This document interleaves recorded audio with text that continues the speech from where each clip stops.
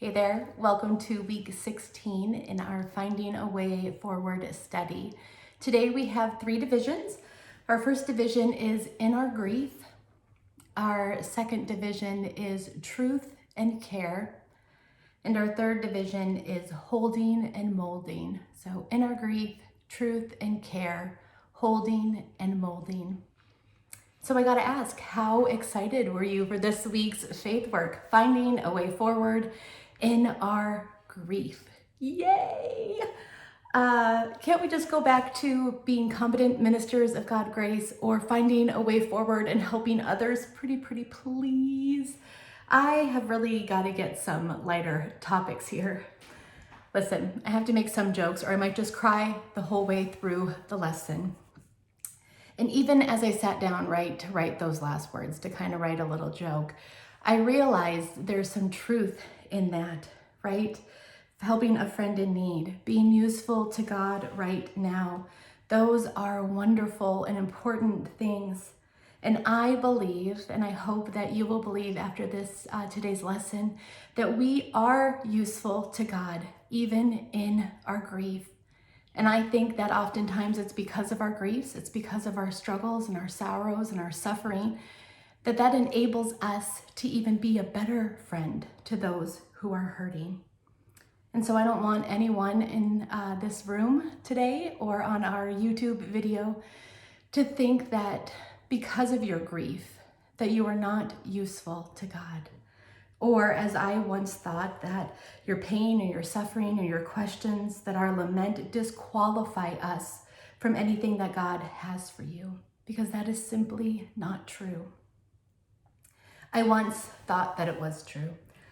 A little over a month after my dad died in 2019, I had a second major back surgery and there was a fluid leak, and that left me almost recliner ridden for 6 weeks. During that time, I grieved, I lamented, I called out to God, I wrestled with Him, and I found comfort and peace and hope that can only come from Jesus.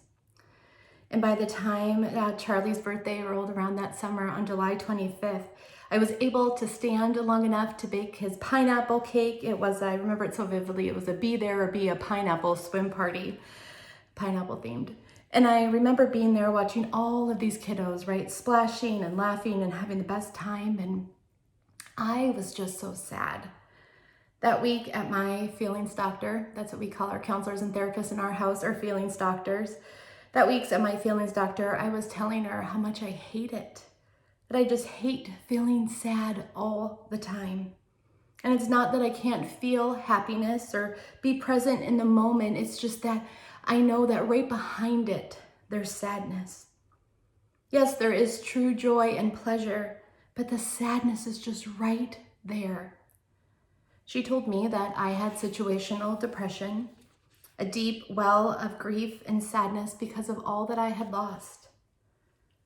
Perhaps needless to say that that summer I had a hard time writing our study.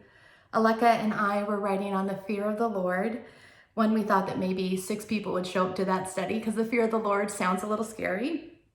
And I remember I was like, okay, Lord, now is the time.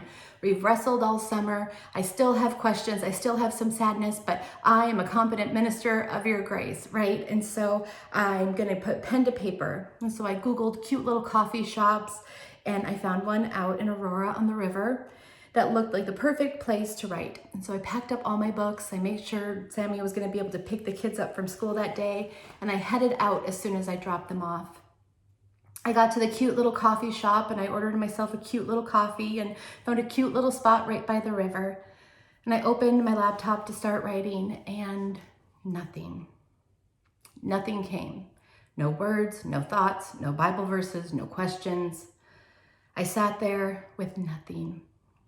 A few hours went by, and I thumbed through books that I had read on the fear of the Lord, seeing if perhaps my highlights would spark some inspiration or get my creative juices flowing.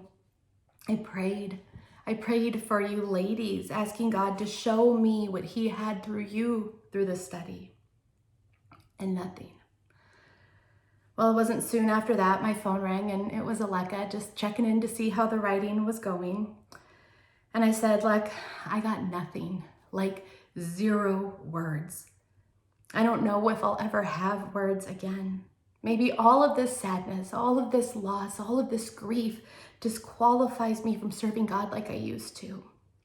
I don't think this study is going to happen. And she waited a minute and then said, you know, Nick, this is God's study. And if he wants it written, it'll be written. Not gonna lie, I may have rolled my eyes at her. I would have loved to say that after we hung up, the Holy Spirit gave me new breath in my lungs and the words and the verses and questions just came pouring out of me. But they didn't. Nothing got written that day. Not one word. But God's truth, through Aleka's words, were planted in my heart. The study did indeed get written, and on Tuesday, September 17th, 2019, our Fear of the Lord study started. My back was healed, and I was able for the first time in over 2 years to wear some cute shoes, other than tennis shoes. That was super important. We had about 130 ladies in that morning Tuesday study. The morning was filled with excitement and energy, and that day we had staff lunch outside. I met one of my former youth group girls for some coffee. I picked up my kids, we got ice cream, got some tacos for dinner, and then I went to church that night for a ladies' planning meeting. And when I got home, the kids were in bed. If you're a mom, you know that. When you get home after a late night and your kids are still awake, you're like, no, why? But the kids were in bed and Sammy had had a long day. And so he said he was going up, and really I was too jazzed on the day to go right to bed. And so I grabbed some of our leader prayer cards that I got that morning, and I sat on the couch with my dog, and I just let out a huge sigh. And out loud I said, God, it is so good to have a good day. I prayed over those prayer cards. I turned on a little Dateline. Cassie and I were texting each other's videos of goats like, bah, and then they fall over. And then my brother's wife texted to say that he had attempted suicide. And I stayed on the phone with her until they pronounced him dead at the hospital. And in that moment, I knew the grief that was to come, right? My dad had just died 4 months earlier. It was still new, still real, still raw. And as I was thinking back to all of this week and how painful it was and it still is, and if I should share any of this or not, I remembered something else from that night, a prayer. It was probably 3 a.m. and Sam and I were just sitting in bed, dumbfounded and in shock, really. I knew the grief that was to come, the tidal waves, that emotions that would be with me for months and months. And I just prayed out loud. I said, Jesus, you're gonna have to hold me together, literally. You're gonna have to hold it all together. My marriage, my kids, my mom, my job, my friendships, me. All of it is going to fall apart if you don't hold me. Hold it all together and keep me intact. The fact that I am here today means that God answered that prayer. And I can now say 3.5 years later that it hasn't been pretty or easy. Good gravy has not been easy. And I can say also that it has not disqualified me. If anything, I have learned through my healing, through the wisdom and wise counsel that I sought, through good books, through therapy, through group therapy, I have learned so much about myself, who God is, and what his heart is really like. And listen, everyone has experienced grief. I am not special or alone. We all grieve, right? We grieve because something or someone is gone. A relationship has changed. Even if something has changed for the better, there can still be grief. Because grief is the conflicting feeling caused by the change or change in similar patterns of behavior. I butchered that, so I'll say it again. Grief is the conflicting feelings caused by the end or change in a familiar pattern of behavior. We grieve because we have lost something. It's no longer there in the way that it used to be. Did you know that there are over 40 types of grief? Here are a few. Death of a pet, moving, death of a former spouse, starting school, marriage, graduation, end of an addiction, major health changes, retirement, financial changes, holidays, legal problems, empty nests. Living through the last few years, we have all grieved one thing or another. And we've all heard of the 5 stages of grief, right? Denial, anger, bargaining, depression, and finally acceptance. And I'm going to let you in on a little known secret. Are you ready? These stages that we're all so familiar with of grief, these stages were not made for those who are grieving. No, these stages of grief were identified for people who are dying, who have been diagnosed with a terminal illness, not for the people on the receiving end of a loss. Isn't that so interesting? My mind was blown when I found that out. And it makes sense. In our grief, we may feel one or all of those emotions, but we also know that we will feel 1,000 other feelings too. And grief, healing from a loss, finding a way forward is not linear. I wish we could just cycle through those 5 stages and be done with grief. But in my experience, I have learned that grief looks much more like the picture in our faith workbook.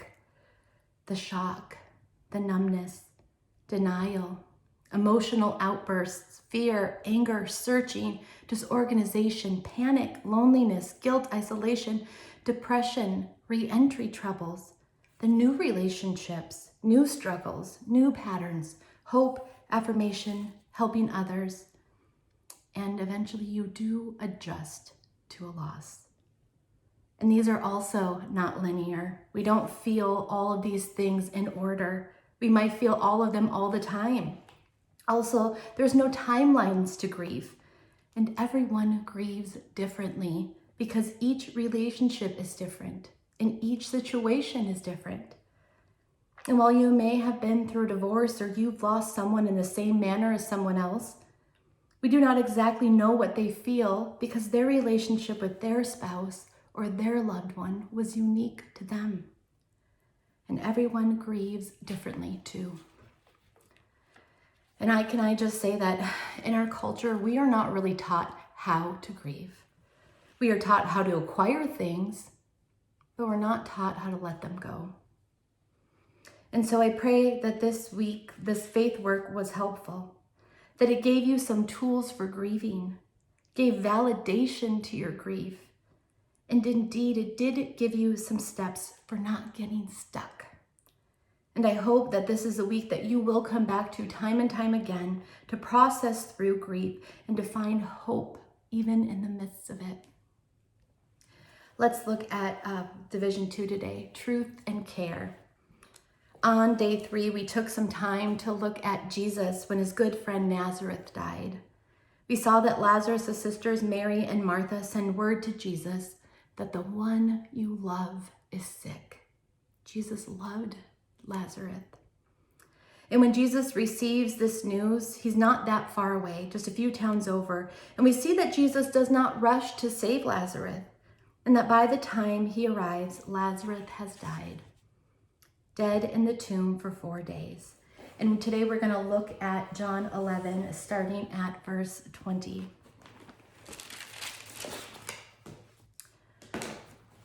And it says, when Martha heard that Jesus was coming, she went out to meet him, but Mary stayed at home. Lord, Martha said to Jesus, if you had been here, my brother would not have died. But I know that even now God will give you whatever you ask. And Jesus said to her, your brother will rise again. Martha answered, I know he will rise again in the resurrection at the last day. Jesus said to her, I am the resurrection and the life. He who believes in me will live even though he dies, and whoever lives and believes in me will never die. Do you believe this? Yes, Lord, she told him, I believe that you are the Christ and the Son of God who has come into the world. And after she had said this, she went back and called her sister Mary aside. She said, the teacher is here and is asking for you. When Mary heard this, she got up quickly and went to him. Now Jesus had not yet entered the village, but was still at the place where Martha had met him. And when the Jews who had been with Mary in the house comforting her noticed how quickly she got up and went out, they followed her, supposing she was going to the tomb to mourn there. When Mary reached the place where Jesus was and saw him, she fell at his feet and said, "Lord, if you had been here, my brother would not have died." When Jesus saw her weeping, and the Jews who had come along were also weeping, he was deeply moved in spirit and troubled. "Where have you laid him?" he asked. "Come and see, Lord," they replied. In John 11, verse 35, Jesus wept. I have identified a lot with this story over the last few years. I've read it many, many times, and it wasn't until recently that I noticed something. In my brain, in my recollection of this story, only Mary had said to Jesus, "If you had been here, my brother would not have died." And then Jesus, was moved and troubled, and he wept with her. But that's not the whole story. Both sisters, Mary and Martha, both said to Jesus, "If you would have been here, my brother would not have died." And Jesus has two very different responses. Why is that? Why? Why didn't he also weep with Martha? Why does it seem that he almost challenges Martha, questions her, and he simply weeps with Mary? I wish I could know the facial expressions and the tones of Mary and Martha's statement, "If you had been here, my brother would not have died." And while we don't know how they said it, we can safely assume that they were saying it because they believed it. They knew who Jesus was and what he was capable of, that he was capable of healing the sick, giving sight to the blind. They knew Jesus could perform miracles. And they knew that if Jesus had been there when Lazarus was sick, he could have prevented his dying if he chose to. And so it's here that we find ourselves after the miracle didn't happen the way that they had hoped that it would. And we see Jesus respond to these sisters in two ways, two things that every griever needs: truth and care. What Jesus says to Martha points her to the truth of who he is. Martha clearly has the head knowledge that she, her sister, Lazarus, and all who believe in Jesus will rise again in resurrection at the last day. She understood that Jesus held the power for the future once and for all resurrection, when all things will be made right, which is true. But Jesus was pointing her to another truth.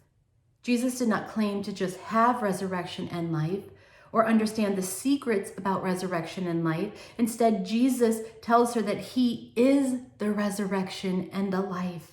It's not just something he can do, it's who he is.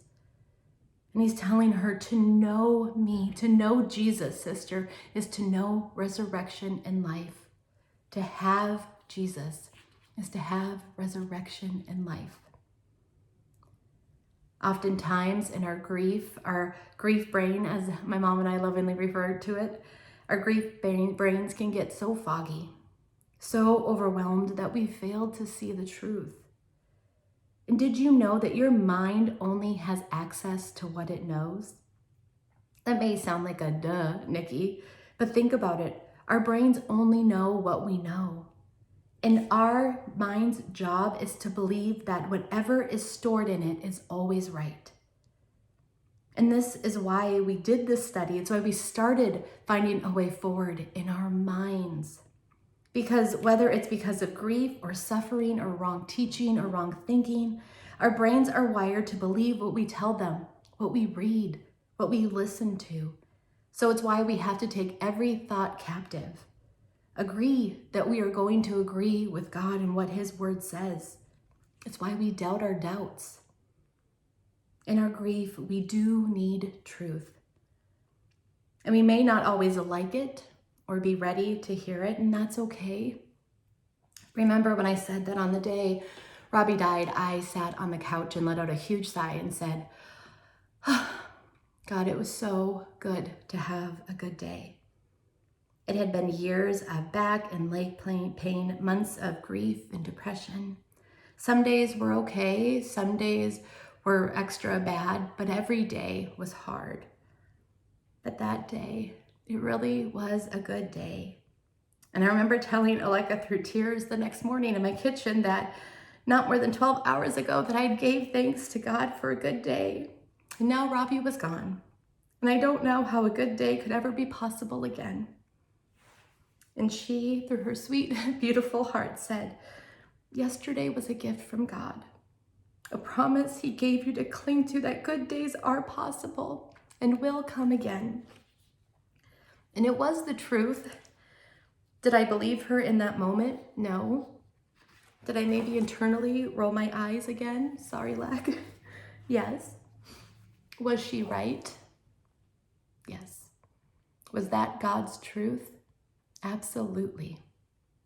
And there have been other times, often through close, dear friends, that have pointed me to God's truth, even if my heart couldn't take it in. I'm glad that they, with love and care, showed God's truth to me. Even continuing to do Bible studies, writing Bible studies, having God's truth spoken over me, I heard truth that made me cringe, made me mad, made me doubt. Aleka was teaching on prayer one semester and gave a quote from our main man, Tim Keller, that said this. She said, God always answers your prayers in precisely the way you want them to be answered if you knew everything he knew. And I was like, that is the dumbest thing I have ever heard. And just because I thought it was dumb doesn't mean that it wasn't true. And I wrestled with that statement for a long time. I doubted my doubt. Does God know what is best? Is he in control? And I now know that even if things would have been different, it doesn't mean that they would have been better. And I can agree with God, even if I don't fully understand. That's what faith is. One week in Grief Share, we spent time talking about Job 14:5 that says, our time on earth is brief. The number of our days is already decided by you. Every man has an allotted number of days here on earth. Basically, to say that God knows and has decided how long we will live. And in the margin of my workbook, I wrote 0%. 0% did I want to hear that, believe that, trust that, or think that it was true. At the time, it felt cruel. But next to where I wrote 0%, I wrote, come back to this in 6 months or a year. And I highlighted that part in yellow. And so I share all of this to say that even in our grief, we do need truth. In her grief, Jesus shared the truth of who he was with Martha. And now let's see the care, and he did give care to Martha too, but let's see the care that he gave to Mary. Jesus wept. John 11:35, the shortest verse in the whole Bible. One verse that has brought me comfort and truth more than I can even share. And what I love about Jesus's response here is it is a beautiful truth of how you and I can expect Jesus to show up in our grief.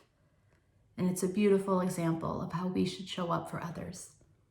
You see, while Jesus did share the truth with Martha, and at times we need the same for others, we need to do the same for others, I want to caution us and remind us that we are not Jesus. We do not know the condition of someone's heart, the space that they are in emotionally, physically, or spiritually. And if you notice, each time that I shared when someone spoke truth to me, it was done with deep care and empathy, and I believe they were using their discernment.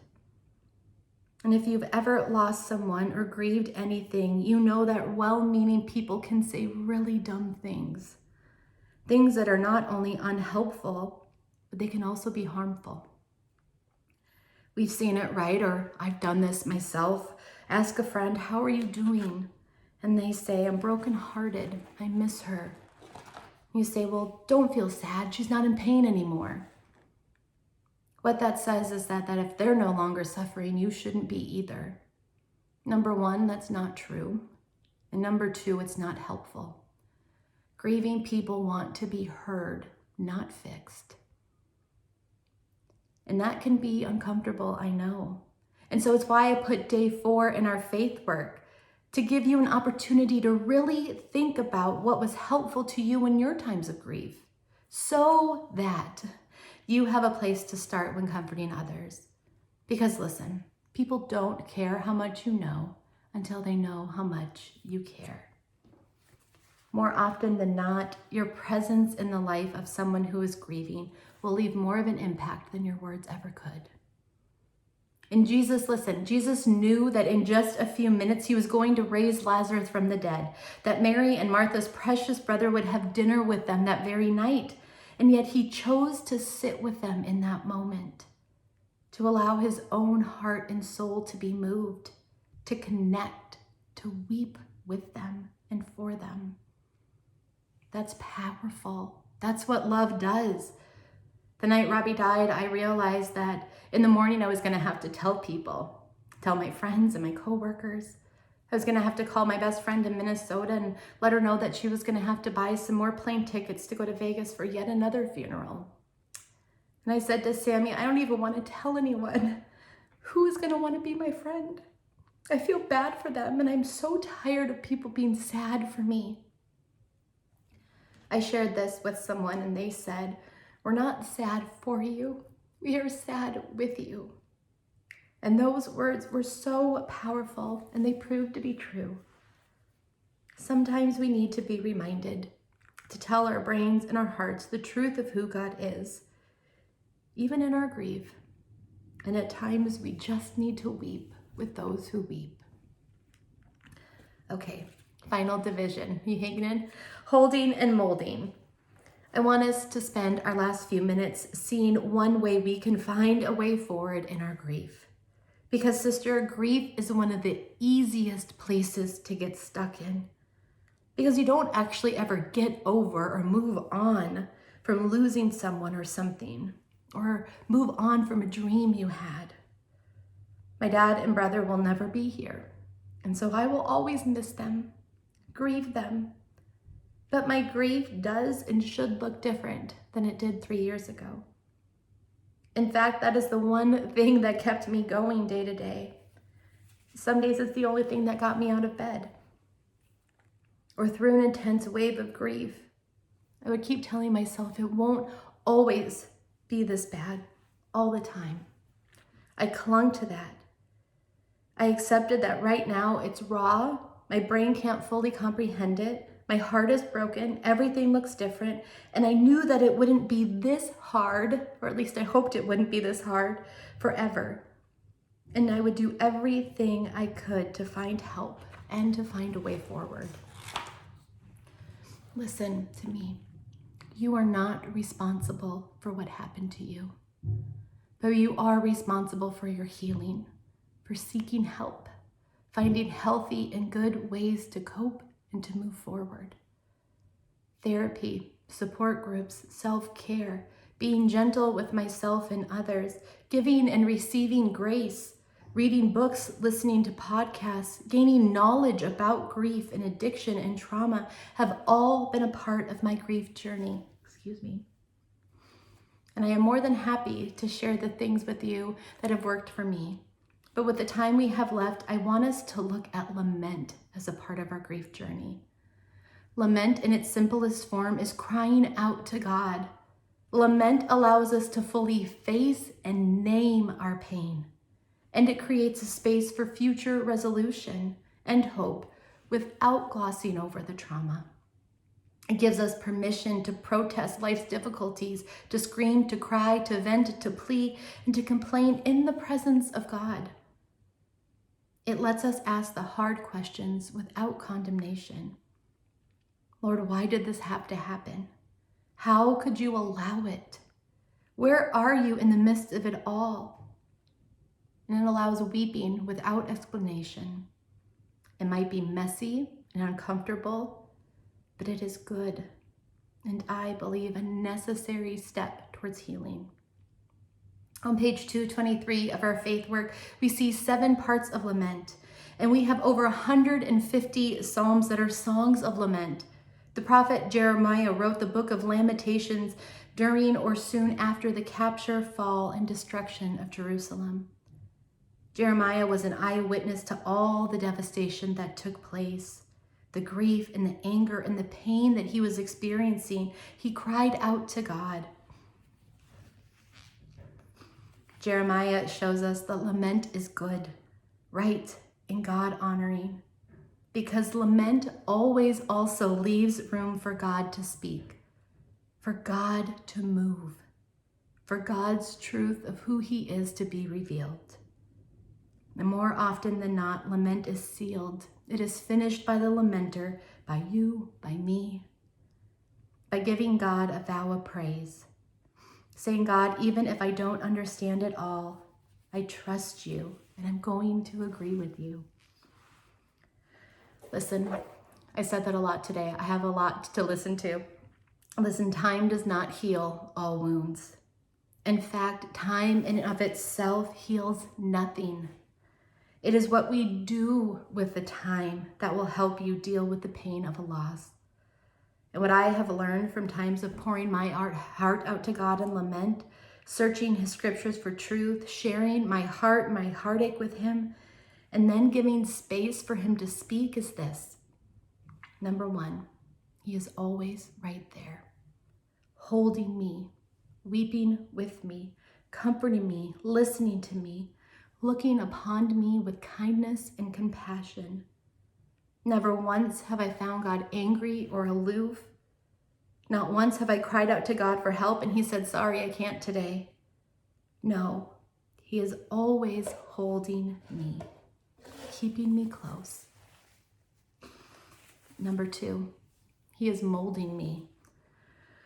Even in my lament, my faith muscles are being stretched. I am seeing areas where I have believed lies or I just didn't know what I didn't know. And each time I have come to him in lament, I have left changed. Sometimes in seemingly small ways, and in sometimes big changes. In lament, I've been molded to be more like Jesus. And as I draw near to God, he draws near to me. As you draw near to him, he draws near to you. He holds us and he molds us so that we can find a way forward with him. I'm not the same person I was 3 years ago. And I often say that I wish this wasn't my story to share. But sister, since it is, I will share what God has done until my dying breath. With every breath that I am able, I will tell of his goodness, the hope that can only be found in him. Because honestly, I don't know how you find a way forward without him. I'm going to end today with 2 Corinthians 1:3-5 that says, praise be to God, the Father of our Lord Jesus Christ, the Father of compassion and the God of all comfort, who comforts us in our troubles so that we can comfort those in trouble with the comfort ourselves have received from God. For just as we share abundantly in the sufferings of Christ, so also our comfort abounds through Christ. You pray with me. Lord, may it be so. May we be women who, even in our grief, in our losses, in our disappointments, in our highs, in our low, be women who seek you. For you are a good God, a good Father. May we take the comfort and compassion you have given us and turn around and give that same comfort, that same compassion to others, just as we have been comforted. Make us wise as we care for others, being so sensitive to your Holy Spirit. And for my sister who is in the thick of grief today, Lord, would you be so near? Would you comfort her deeply like only you can? Please bring others into her life who can weep with her and point her to the truth of who you are. In our pain, may we cry out to you, knowing that you hold us. You keep us in one piece when we have fallen into a million. And while you hold us, you are molding us to be more like you. Grace begets grace. Compassion brings forth compassion, and your comfort brings hope, not just to us individually, but to the whole world. We love you, Lord. Amen.